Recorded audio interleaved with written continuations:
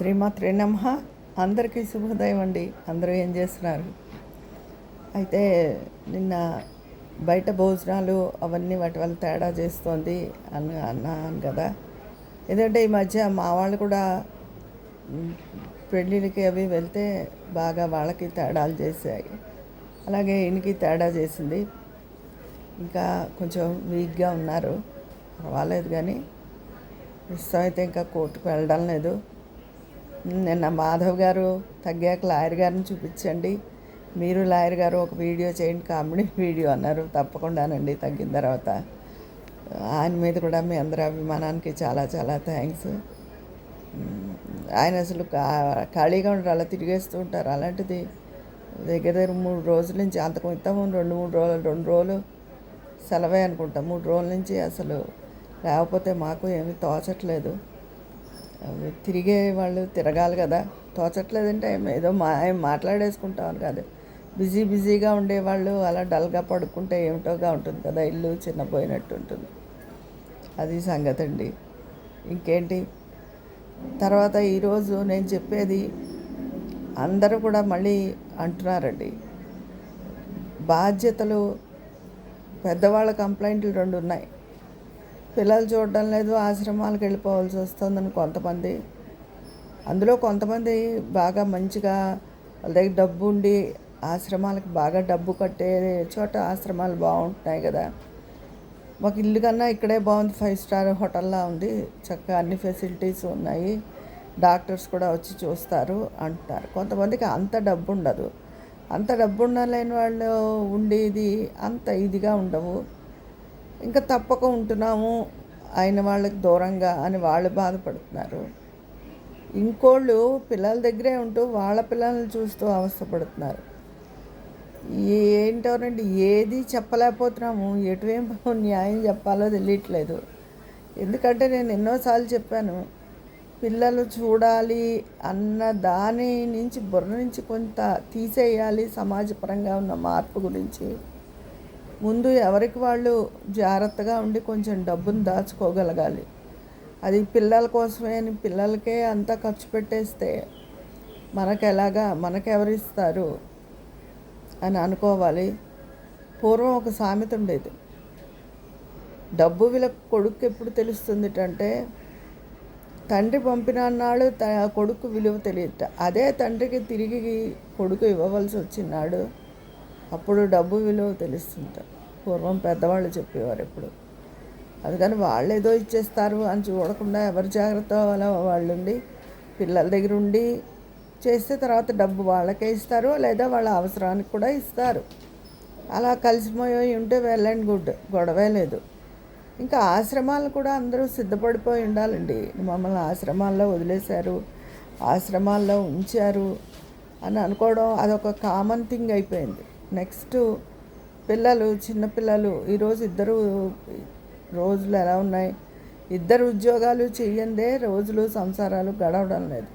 వాళ్ళ ఫీజులేంటి, ఖర్చులేంటి, ఒకసారి ఏదైనా అనారోగ్యం చేస్తే డాక్టర్ దగ్గరికి వెళ్ళేంటి, చాలా డబ్బులు అయిపోతున్నాయి. అందుకని భార్యాభర్తలు 2 ఉద్యోగం చేయాలి. అది చేసినప్పుడు ఆ పిల్లల్ని చూడడం అన్నది డే కేర్లు అవి ఎంత భయానకరంగా ఉన్నాయో తెలిసింది కదా. మరి ఈ పెద్దవాళ్ళు ఏదో మరి పెద్ద మనసు చేసుకుని పిల్లల కోసం వాళ్ళు కాస్త పెద్ద ఇదాకైనా సరే ఆ పిల్లల దగ్గర ఉండి సపోర్ట్గా ఉంటే మంచిది. మరి అంతకన్నా ఆప్షన్ లేదు కదా. అలానే కనీసం ఒక్క పిల్లలైనా కనకుండా ఉండరు కదా. నేను ఒక పిల్లలు చాలు, ఒక పిల్లలతో ఈ పెద్దవాళ్ళ సహకారంతో ఏదో లాగిస్తే మంచిది. మీ పెద్దవాళ్ళు ఒకవేళ వాళ్ళు రాలేక మాకు ఇవ్వండి, మేము జాగ్రత్తగా చూస్తామన్నా కూడా ఇవ్వండి. వాళ్ళ మనవరాల్ని వాళ్ళు జాగ్రత్తగా చూడరా. మీ ఊళ్ళు సిటీలు వచ్చి వాళ్ళకు ఉండడం కుదరకపోవచ్చు. ఎందుకంటే ఉన్న చోట ఉన్న ఇల్లు వదిలేసి దూరాలు వచ్చి అక్కడ ఇబ్బంది బదులు వాళ్ళ ఉన్న చోట వాళ్ళకి అన్ని ఫెసిలిటీస్ ఉంటాయి.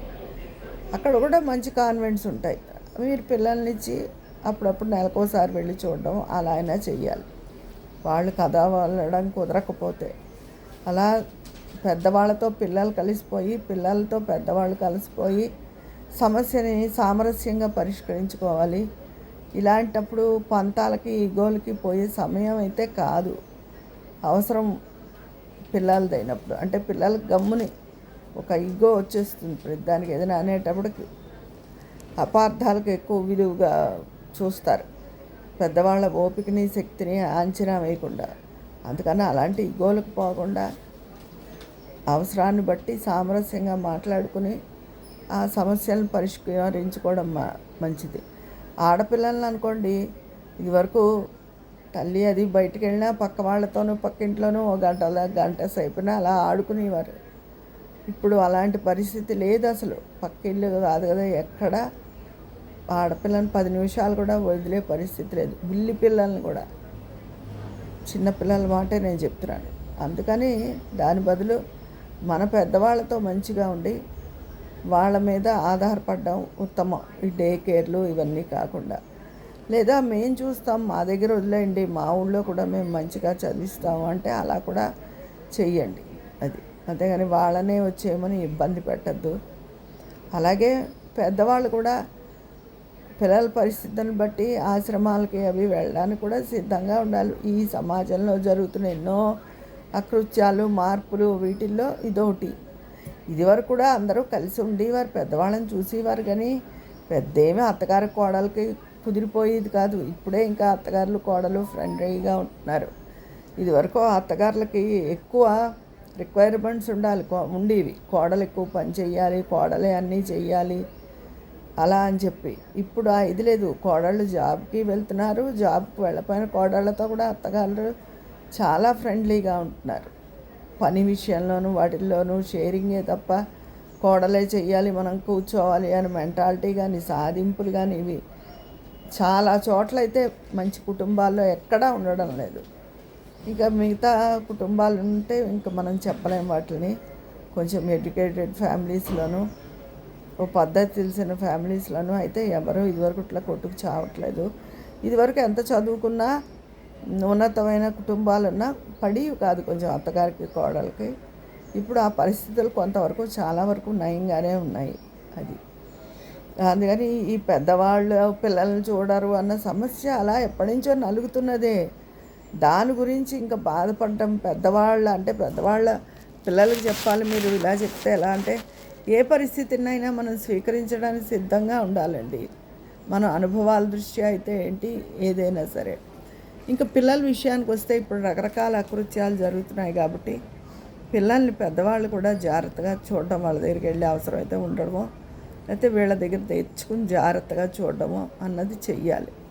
అది ప్రభుత్వం చెప్పింది కదా అని ఏదో 2-3 పిల్లల్ని కనేయండి అంటే ఆ ప్రభుత్వం ఏదో 25,000 30,000 ఇచ్చిస్తే అయిపోతుందా? ఎంత కష్టపడితే ఈ పిల్లల్ని పెరగడం జరుగుతుంది. అది పైగా ఇప్పుడు అందరూ ఉద్యోగాలు కదా, తల్లి ఇంట్లో ఉంటే గొడవే లేదు, తల్లి చూసుకుంటే ఎంతమందినైనా కనుక్కోవచ్చు. అది వాళ్ళ ఇష్టం, వాళ్ళ స్తోమత. ఇంకోళ్ళ మీద డిపెండ్ అయినప్పుడు జాగ్రత్తగా ఉండి చేసే వాళ్ళకు కూడా సహాయం చేస్తూ జాగ్రత్తగా ఉంటేనే రోజులు వెళ్తాయి. ఎవరికైనానండి అమ్మ తల్లి అంటే రోజులు వెళ్తాయి. అందుకే నోరు మంచిదైతే ఊరు మంచిదవుతుంది అంటారు. ఒక్కోసారి మంచిగా ఉన్నా కూడా వెళ్ళవు. మనం మంచిగా ఉన్నంత మాత్రం సరిపోదుగా, అవతల వాళ్ళు కూడా మంచిగా ఉండాలి. అందుకని అందరూ ఆరోగ్యాలు అవి జాగ్రత్తగా చూసుకుంటూ పెద్దవాళ్ళు పిల్లలకి కూడా సహాయం చేసే స్థితిలో ఉండాలి. అది నేను చెప్పే మాట. మీ అందరి అభిప్రాయం కూడా కామెంట్ బాక్స్లో తెలియజేసేయండి. మరి అక్కడ మాట్లాడుకుందాం. ఉంటాను. మీ స్నేహితురాలు విజయ పన్నాల.